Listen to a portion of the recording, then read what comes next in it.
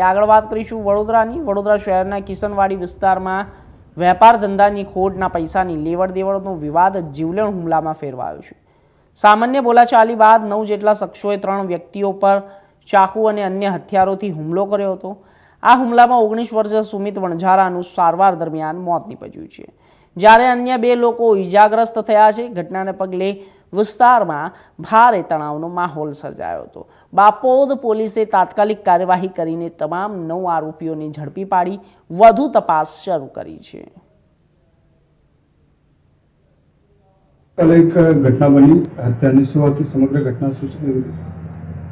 અધૂર સવારના વિક્રમભાઈ વણઝારા છે પોતાની ફરિયાદ આપી છે કે રાત્રે 12:30ના અરસામાં પોતાના જૂના પાર્ટનર હતા, સ્ક્રેપના જે ઘરનો ધંધો કરતા હતા, મેઘરાજભાઈ વણઝારા, તમામ વણઝારા છે આરોપી અને મરનાર, એ બાબતે પોતાના પૈસા જે સ્ક્રેપનો ધંધો કરતો તેમાં લોસ ગયો અને તેને 1 લાખ રૂપિયા જેવા લેવાના થતા હતા। તેને સમજાવટ માટે વિક્રમભાઈને મેઘરાજભાઈ બોલાવેલા ને ત્યાં લોકોને રકઝક થઈ અને ઝઘડો થયો।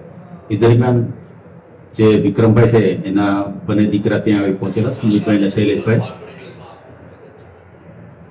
બંને દીકરા સુમિતભાઈ અને શૈલેષભાઈ આવેલા અને બીજા અન્ય 9 લોકો આરોપી પક્ષના પણ ત્યાં આવી ગયેલા અને એકબીજાની ઝપાઝપીની બોલાચાલીમાં જે અજય વણઝારા છે તેણે છરીનો એક ઘા સુમિત જે વિક્રમભાઈનો દીકરો છે તેને પાછળના પીઠના ભાગમાં મારી દીધો અને લંગ્સમાં પંચર થતા તે મૃત્યુ પામેલ છે।